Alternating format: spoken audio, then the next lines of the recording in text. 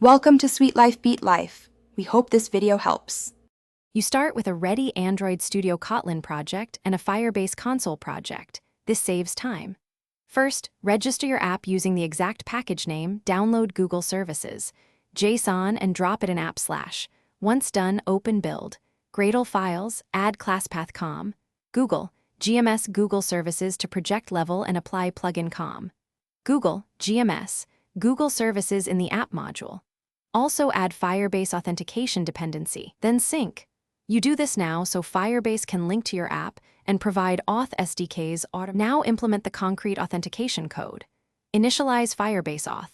Get instance in your activity or view model so you have a single auth client. This centralizes state. Then write sign up, email, password that calls create user with email and password, and sign in that calls sign in with email and password, handling success and failure listeners. Use add-on complete listener to update UI and save user.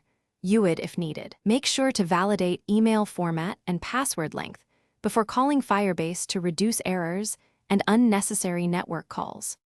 Finish by enabling the email/password provider in Firebase console and building a simple UI with inputs and buttons wired to your sign in /signup functions.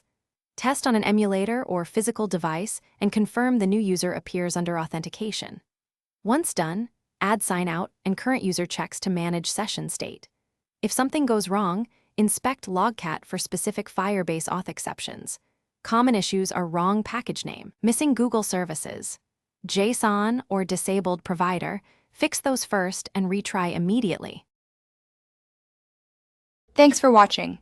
Consider subscribing if we helped you.